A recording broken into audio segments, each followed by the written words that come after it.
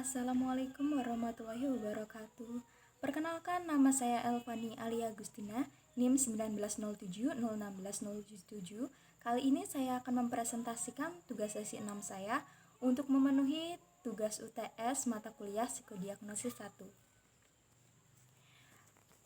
Pada pembahasan kali ini kita akan menjawab 3 soal, yaitu yang pertama ada menjelaskan batasan-batasan yang harus diperhatikan psikolog atau ilmuwan psikologi dalam melakukan asesmen psikologi. Lalu yang kedua, yaitu menjelaskan hal-hal yang berkaitan dengan instrumen asesmen yang harus diperhatikan dalam proses asesmen. Dan yang ketiga adalah menjelaskan hal-hal yang harus diperhatikan dalam menjaga hubungan profesional antara psikolog atau ilmuwan psikologi dengan klien. Baik, masuk ke bagian pembahasan. Pertama, yaitu batasan-batasan psikolog atau ilmuwan psikologi dalam melakukan asesmen psikologi.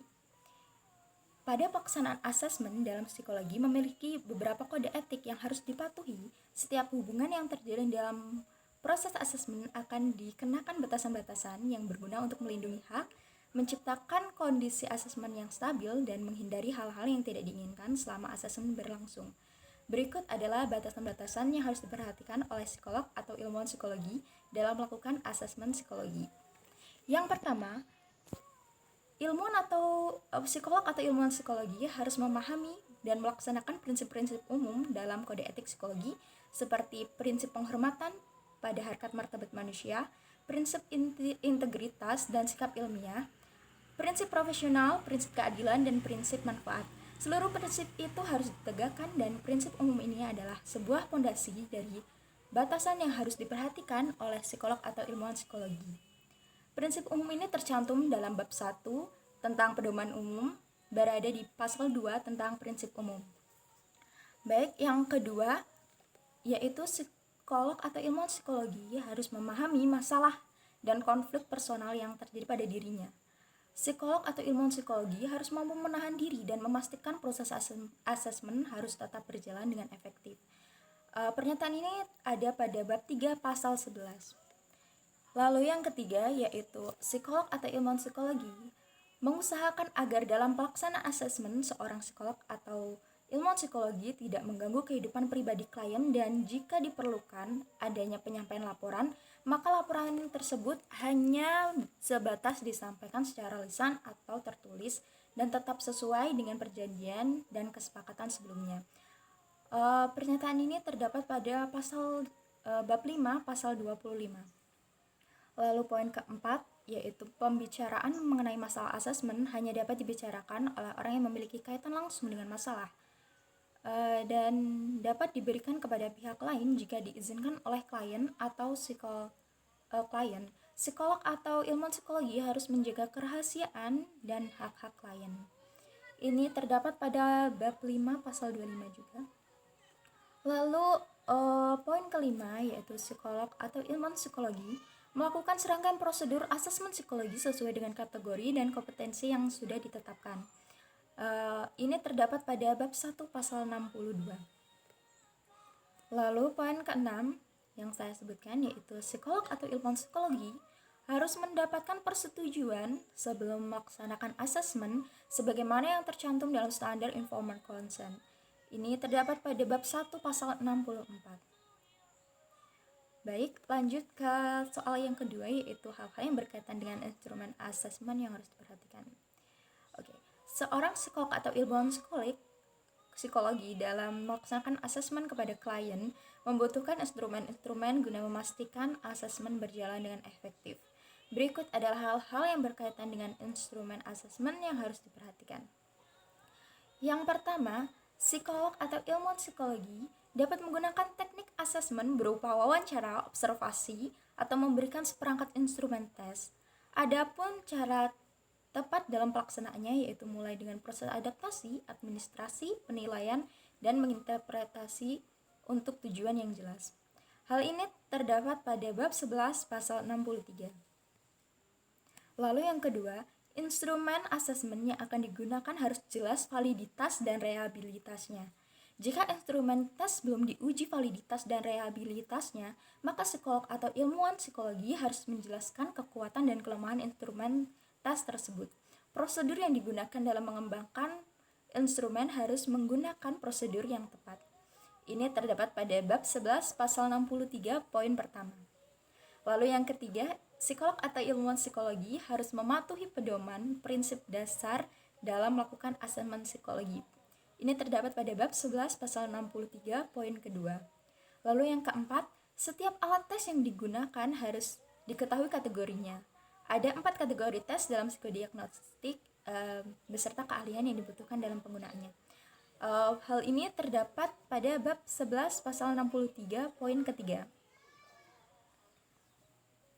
Baik, yang kelima, hasil dari pengetesan memiliki waktu berlaku selama 2 tahun. Setelah itu, tes itu akan dianggap kadaluarsa dan tidak dapat digunakan lagi. Apabila dalam kondisi atau keperluan khusus, maka harus dilakukan pengetesan ulang. Hal ini terdapat pada bab 11 pasal 63 poin keempat. Lalu yang keenam, asesmen harus dilakukan oleh orang yang memiliki kompetensi di bidangnya. Asesmen psikologi perlu dihindari untuk dilakukan oleh orang yang tidak kompeten. Hal ini terdapat pada pasal 11, bab 11 pasal 63 poin kelima. Baik, memasuki soal yang terakhir, yaitu hal-hal yang harus diperhatikan dalam menjaga hubungan profesional antara psikolog atau ilmuwan psikologi dengan klien. Saat sudah terjadi kesepakatan kerjasama antara psikolog atau ilmuwan psikologi dengan klien, maka akan terbentuk suatu hubungan dalam kesepakatan tersebut. Hubungan yang terjalin antara psikolog atau ilmuwan psikologi dengan klien haruslah berupa hubungan profesional.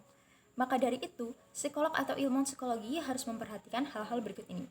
Yang pertama, yaitu psikolog atau ilmuwan psikologi harus mengambil keputusan berdasarkan pengetahuan ilmiah dan sikap profesional yang telah teruji dan diterima secara luas. Dengan pengambilan keputusan berdasarkan hal tersebut, maka hasil keputusan akan dianggap sah dan adil. Hal ini terdapat pada pasal 9. Selanjutnya, yang kedua, psikolog atau ilmuwan psikologi harus memastikan masalah dan konflik pribadi tidak mempengaruhi hubungannya dengan klien dan tetap melaksanakan tugasnya secara profesional. Ini terdapat pada pasal 11. Lalu poin yang ketiga, psikolog atau ilmuwan psikologi wajib menjalankan dasar-dasar profesional, melindungi hak klien, mengutamakan keadilan dan tidak memihak dalam menjalankan tugasnya, dan harus ada komunikasi yang terbuka antara psikolog dan ilmuwan psikolog dengan klien. Ini terdapat pada pasal 13. Lalu poin keempat, psikolog atau ilmuwan psikologi dan klien harus mengedepankan sikap profesionalisme dan menghindari segala bentuk pelecehan selama asesmen berlangsung, baik pelecehan secara seksual atau pelecehan mengenai suku, ras, agama, dan harkat martabat kedua belah pihak. Ini terdapat pada pasal 14. Baik, selanjutnya poin terakhir, poin kelima, psikolog atau ilmuwan psikologi wajib mencegah pemberian layanan psikologi yang dilakukan oleh orang yang tidak kompeten pada pasal 19. Ilmuwan atau psikolog atau ilmuwan psikologi juga harus menghindari hubungan majemuk selama pelaksanaan asesmen. Ini terdapat pada pasal 16. Lalu poin yang terakhir, yaitu poin ke-6, seluruh prosedur asesmen harus sesuai dengan apa yang tercantum dalam informed consent.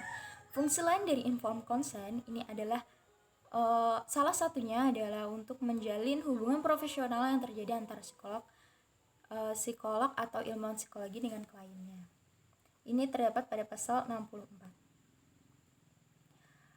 Baik, dan yang terakhir yaitu kesimpulannya, dalam pelaksanaan asesmen, seorang psikolog atau ilmuwan psikologi harus mampu memahami batasan-batasan yang dia miliki.